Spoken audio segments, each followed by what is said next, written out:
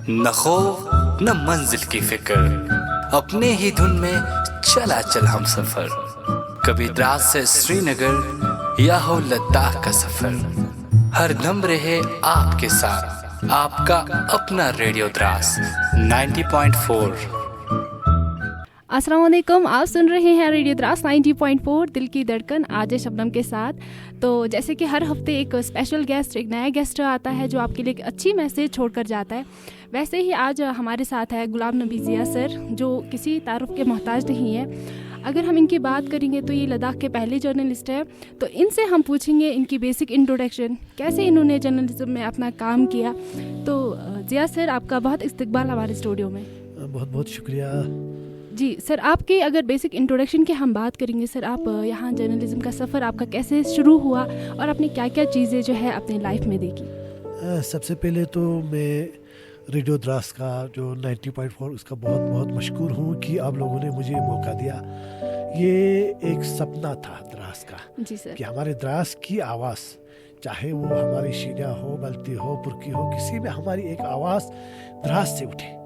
तो उसके लिए मैं सबसे पहले इंडियन आर्मी को और आपकी सारी टीम को दिल की अमीर गहराइयों से मुबारकबाद पेश करता हूँ। बहुत बहुत शुक्रिया सर। तो रही मेरी बात मैडम जी, एक्चुअल मेरा ताल्लुक एक फारफलांग गांव से है, मुश्कू वादी। तो एक ऐसा गांव जो बेनाम था जी, वहाँ जाना मुश्किल था। तो ये मिसाल थी कि मुश्कू जाना मुश्किल है। तो मैंने अपनी इब्तिदाई पढ़ाई जो है मुश्कू में की। तो मुश्कू से 8 किलोमीटर मुरादबाग आना जाना रोज़ हमारा होता था। वहाँ प्राइमरी स्कूल था जी। तो मिडल स्कूल के मुरादबाग के बाद मैं द्रास में आ गया। तो मुझे बचपन से ही शौक़ था ये, मैं शुरू में ही मतलब ये कोशिश करता था कि मैं कुछ लिखूं हिस्ट्री के बारे में, लेकिन मेरा शौक़ ज़्यादा रेडियो में था जी सर। तो मुझे ये भी याद है कि हमारे घर में अल्लाह जनाब नसीब वालिद साहब ने सबसे पहले रेडियो लाया था, बहुत बड़ा गुलबहार के नाम से, जैसे आपके स्टूडियो के ऊपर का रेडियो होता था, वो रेडियो होता था। तो सारा गांव का लाते थे। तो अक्सर मैं जो है मिट्टी के रेडियो बनाता था, वो जो हमारा मिट्टी होता है, जो हमारी ज़बान में इसे कलक कहते हैं, उन्हीं के रेडियो। तो शौक में तब से था। तो स्कूल में आने के बाद तो मैट्रिक मैंने यही द्रास से कर दिया। मैट्रिक में मैं छोटे छोटे मकाले लिखता था। एक्चुअली मैं राइटर हूँ। तो उस दौरान फिर अचानक मुझे ये शौक पड़ गया कि भाई जर्नलिज्म का पता किया, तो पता चला कि भाई जर्नलिज्म है। फिर 10+2 के बाद मैंने क्या कर दिया, institute of journalism Delhi correspondence पे एक कोर्स आ गया जर्नलिज्म का 3 इयर्स का, मैंने वो ज्वाइन कर दिया। ज्वाइन करने के उनके हर 6 महीने बाद वहाँ उनको एग्ज़ाम देना पड़ता था, जो आज है वो मैं आज से, तब मैंने जर्नलिज्म वहीं से शुरू कर दिया। खैर उसके बाद अल्लाह का करम मुझे जॉब लग गया, गवर्नमेंट जॉब लग गया। गवर्नमेंट जॉब लगने के बाद तो मेरी मीडिया एक तरफ हो गई, पर मेरा शौक मेरी नौकरी से ज़्यादा मेरा मीडिया पे रहा। तो यहाँ तक कि करगिल वार जब हो गई, उससे पहले हुआ तो मैंने अपना पार्ट टाइम पे जर्नलिज्म शुरू कर दिया। तो मैं शुरू में प्रिंट मीडिया से था, प्रिंट मीडिया से मैंने मतलब किया है मैंने भी। उसके बाद मेरा रेडियो से ताल्लुक रहा, रेडियो कश्मीर के लिए मैंने काम किया। 1.5 साल मैंने रेडियो कश्मीर के लिए काम किया। शहरबीन नाम से एक बहुत अच्छा प्रोग्राम चल रहा था, वहाँ काम किया। तो यहाँ की जो भी रिपोर्टिंग जाती थी मैं रेडियो कश्मीर को काम करता था। रेडियो कश्मीर से काम करने के बाद अचानक मेरा शौक जो है वो इलेक्ट्रॉनिक मीडिया में गया। तो मैंने 6 महीने का जो कोर्स इलेक्ट्रॉनिक मीडिया में किया, उसके बाद मैं जो है ETV में आ गया। ETV में आने के बाद जो है पूरी मतलब ये करगिल में पहली बार जब करगिल में मैंने मीडिया शुरू किया तो मुझे अच्छा लोगों का सहयोग मिला। ठीक है सर, आपने इतना सारा बताया कि मीडिया के रिलेटेड आपने कितनी सारी चीज़ें की है, बहुत सारे स्ट्रगल्स भी किए, कश्मीर के लिए भी काम किया उस दौर में, तो ये बहुत मुश्किल रहता है। तो सर आपने अभी बात की कि इलेक्ट्रॉनिक जर्नलिज्म और प्रिंट जर्नलिज्म के बारे में बात की, तो सर इनमें क्या फ़र्क है और लोग इस तरह के इससे क्या क्या फ़ायदे उठा सकते हैं सर? तो मैम जी मैं ये कहूँगा कि जो प्रिंट मीडिया है जी, वो तो हमारी आज़ादी के से पहले ही प्रिंट मीडिया शुरू था। हमारा अगर मुल्क की भारत जैसे महान देश की पहचान हो गई तो प्रिंट मीडिया से हो गई जी। तो इलेक्ट्रॉनिक मीडिया तो कुछ ही साल हो गए यहाँ पर इंट्रोड्यूस हो गए। तो मैं ये कहूँगा कि हमारा दारो मदार जो है वो प्रिंट मीडिया पे था। और प्रिंट मीडिया हमारी पूरी स्टेट जम्मू कश्मीर थी, हमारी मुल्क की इकोनॉमी थी प्रिंट मीडिया। मैं मैडम जी आपसे यहाँ पर ये माजरत चाहूँगा कि एक आपको मैं वाक़ा सुनाऊँगा। जी जी मैं जरूर सर। जब सिंध में पढ़ता था, एक पेपर था, अखबार नाम था आफ्ताब, आज भी चलता है, जी अभी भी है। 50 पैसे का था। जिस घर में मेरा डेरा था वो बुजुर्ग अंधा था। रोज नमाज को मैं हाथ पकड़ के लेता, शाम वो आते रुपये अपनी जेब से 1 रुपया खर्चा करके अखबार लेता था और मुझे पढ़ाता था। जी फिर एक दिन मैंने उससे सवाल किया, मैंने कहा हाजी साहब आप क्यों ये अखबार खरीदते हैं? जब आपको नजर दिया तो उसने कहा बेटा हमारी कश्मीर की इकोनॉमी है, आप नहीं समझेगा। 50 साल के बाद जब मेरी कभी याद आ गई तो मुझे ये हमारी इकोनॉमी है, आज मुझे वो बात उसकी याद आती है कि मैं कहूँगा कि हम एक इकोनॉमी थी जो हमारी जो प्रिंट मीडिया था, लोगों के पास नॉलेज के लिए सिवाय लोग तरसते थे कि भाई कब पेपर आएगा, कब अखबार आएगा। और कुछ अखबार थे ये वो भी हमारे जम्मू कश्मीर से पब्लिश होते थे। तो प्रिंट मीडिया का ये किरदार रहा। आपने इलेक्ट्रॉनिक मीडिया में रहे, फ़र्क ये है इलेक्ट्रॉनिक मीडिया बाद में आ गया। अब इलेक्ट्रॉनिक मीडिया और प्रिंट मीडिया में ये फ़र्क है कि प्रिंट मीडिया पे आप जो है किसी से पूछ कर स्टोरी कर सकते हैं। अब स्टोरी करने के जाएंगे, आप हवाला दे सकते हैं। इलेक्ट्रॉनिक मीडिया में आदमी को सपोर्ट होना ज़रूरी है। मैं ये कहूँगा कि आजकल के नौजवानों के लिए इलेक्ट्रॉनिक मीडिया उसको एक्टिव होना पड़ेगा। भाई यहाँ वाक़ा हुआ, यहाँ कोई चीज़ हुआ, उसको प्रेजेंट रहना पड़ेगा। ये दो अहम फ़र्क है। लेकिन नॉलेज कहेंगे तो मैं ये कहूँगा, और उस दौर से देखा जाए तो प्रिंट मीडिया बहुत अच्छा था। आज के दौर में तो इलेक्ट्रॉनिक मीडिया घर घर में है, तो ये फ़र्क है इनमें। जी सर, आपने कहा कि आपने उस टाइम पे जर्नलिज्म की है जबकि किसी को इसके बारे में नहीं पता था।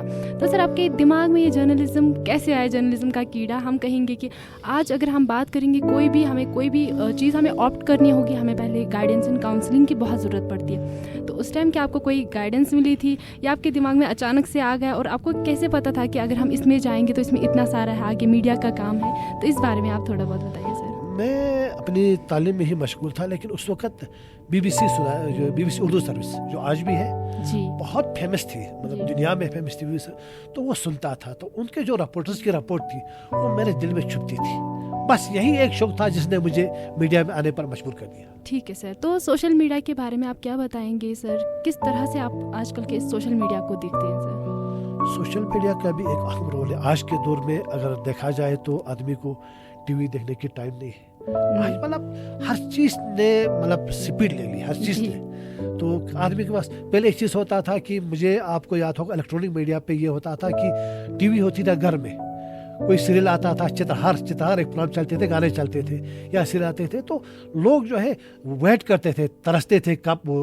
आज किसी के पास न्यूज़ देखने की फुर्सत नहीं है। तो टीवी सबके घरों में है बट देखते नहीं है सर, ज़्यादा मीडिया का काम। बिल्कुल, सोशल मीडिया बहुत अहम किरदार अदा करती है हमारे, क्योंकि सोशल मीडिया में अब इसमें थोड़ा देखना है कि सोशल मीडिया को किस तरह से हैंडल करेंगे। तो सोशल मीडिया आजकल हमारी ज़िंदगी का एक अहम पार्ट बन चुका है। जी, हम कहेंगे सोशल मीडिया एक हिसाब से हम कर्ज भी इसको कहेंगे और ये ब्लेसिंग भी है।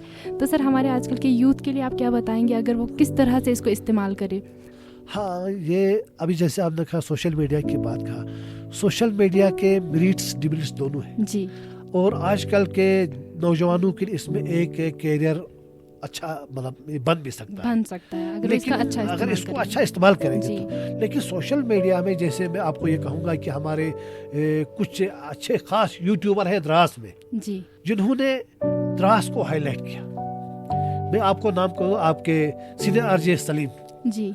हाँ, बेशक वो शुरू में मुझसे ही पूछते थे सर क्या करना है क्या नहीं करना है। उनकी काबिलियत की मैं उसके मुंह पे दाद नहीं दे दूँ, वो बहुत काबिल थे, उन्हें बोलने का अच्छा स्टाइल था। लेकिन उन्होंने जो सोशल मीडिया आज किया, देखो द्रास का पहला आदमी है जिसने द्रास को सोशल मीडिया में हाईलाइट किया जी।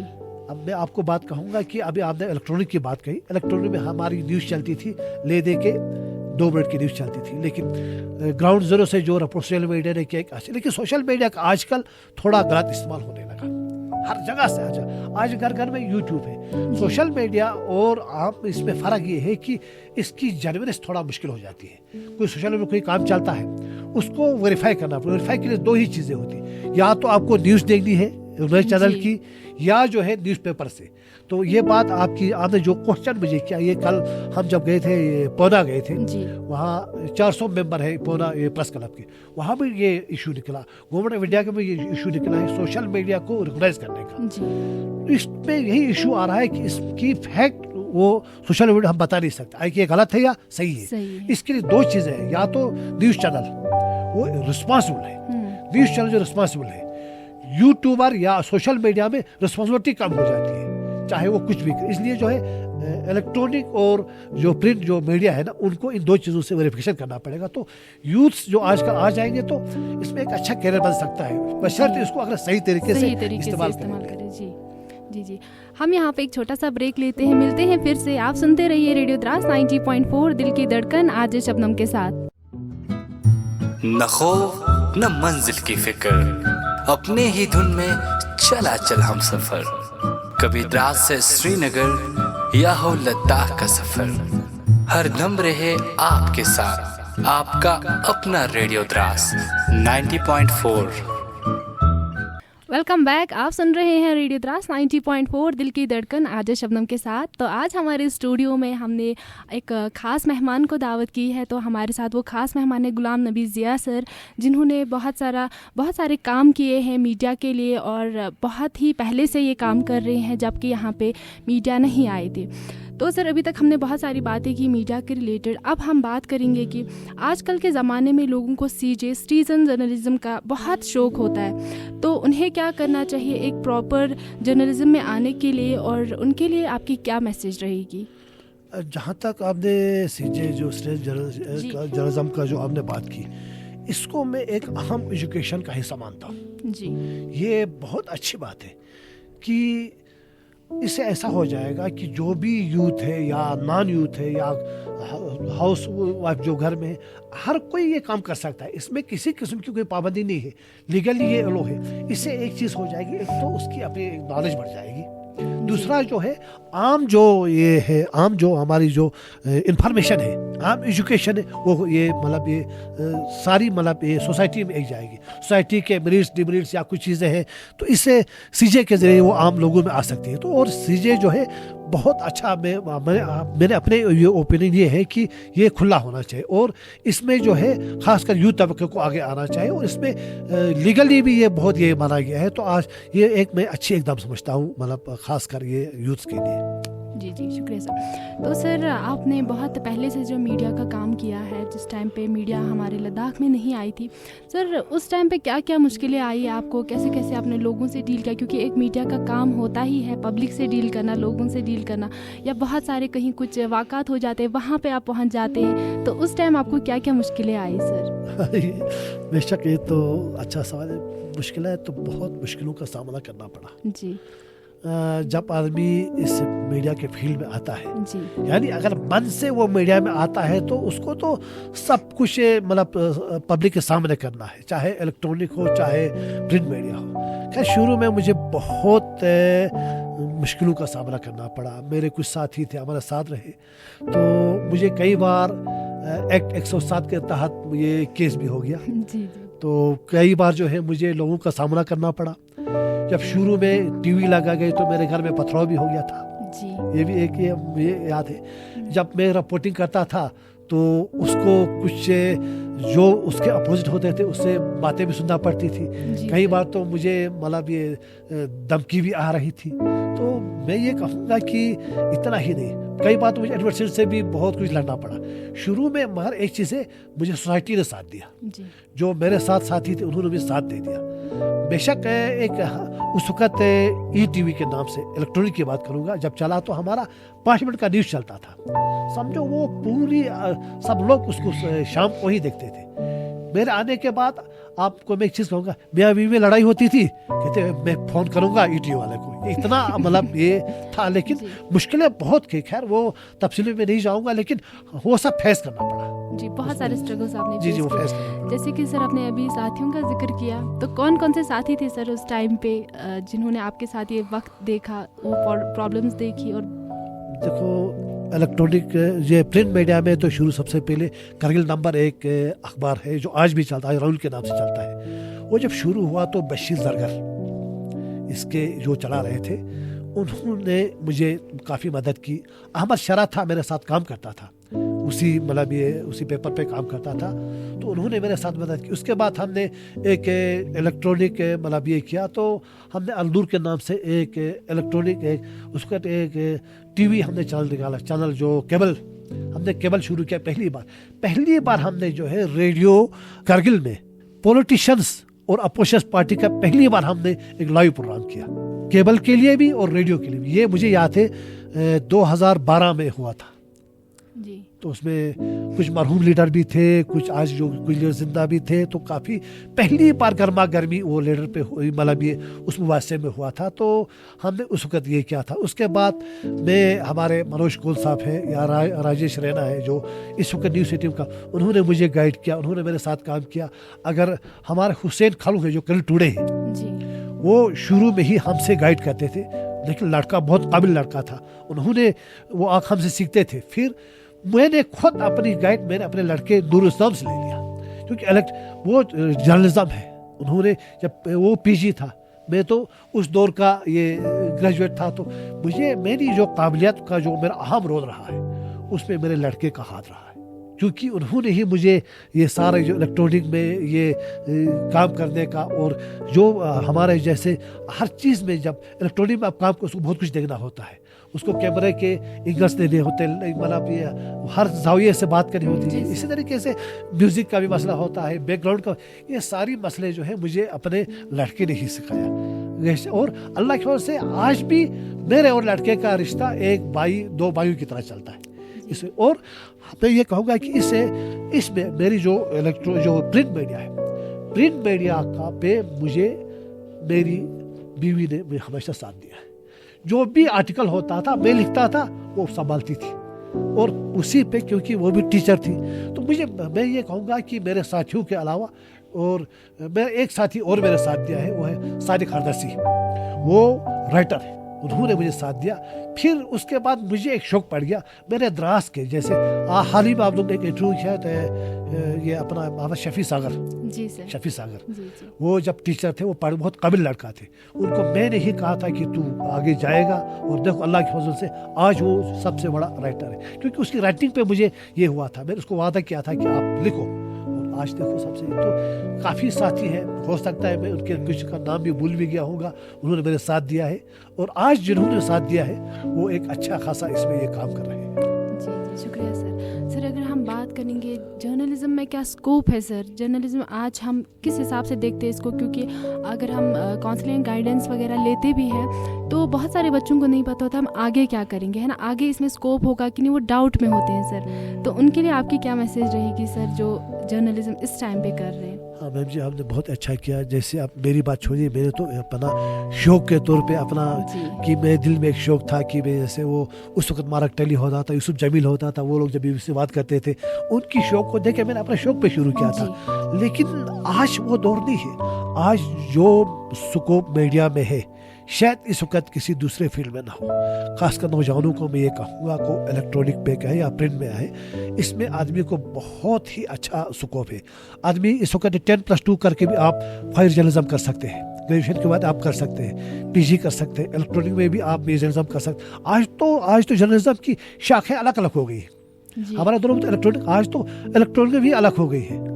आजकल देखो मैं ये कहूँ, जैसे आपने कहा CJ में अलग डोलमा हो सकता है, आपकी इकोनॉमिक्स में अलग हो सकता है, पॉलिटिक्स से जर्नलिज्म अलग होता है, सपोर्ट्स का अलग होता है। तो मैं ये कहूँगा कि स्कोप है आजकल जो हमारे जो जवान है, जैसे मैंने पहले ही कहा, जैसे आपके जो यूट्यूबर्स हैं, हमारे जो यूट्यूबर्स हैं, उनका सोसाइटी में कितना बड़ा रोल है।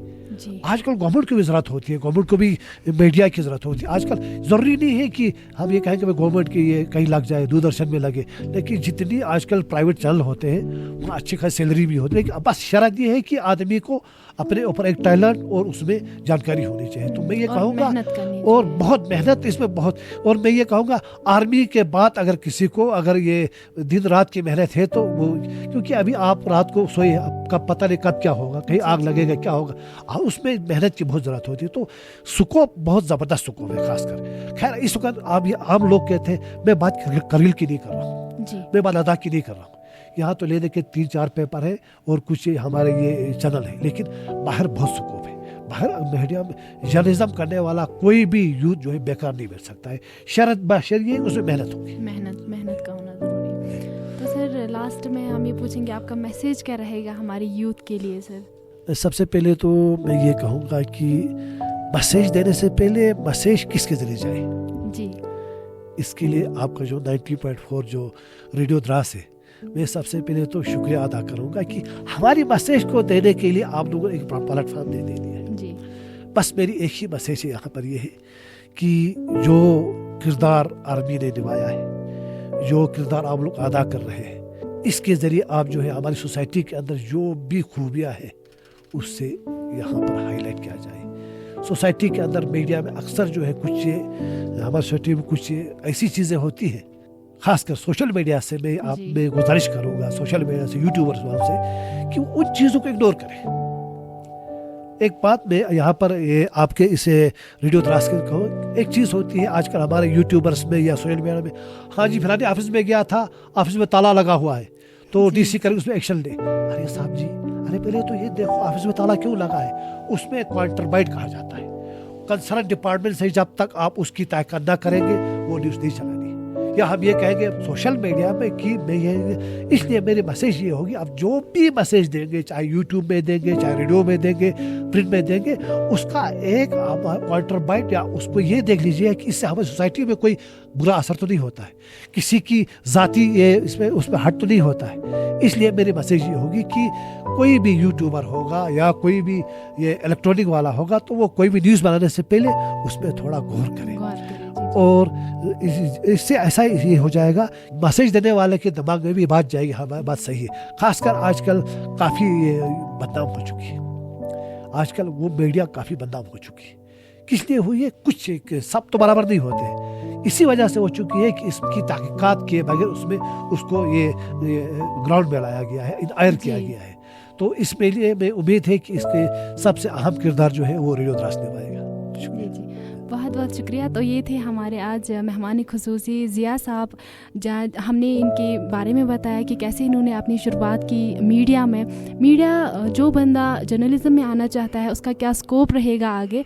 तो ये थे हमारे मेहमान खुसूसी। इंशाल्लाह अगले हफ्ते एक नए मेहमान के साथ हम आप तक पहुँचेंगे। तो ज़िया सर आपका बहुत बहुत शुक्रिया, आप आज यहाँ पे आए और एक अच्छी मैसेज हमारे रेडियो द्रास 90.4 FM के माध्यम से हमारे लिसनर्स तक पहुँचाए। आपका बहुत बहुत शुक्रिया। बहुत बहुत शुक्रिया मुझे। आप सुनते रहिए रेडियो द्रास 90.4 दिल की धड़कन, आज शबनम के साथ।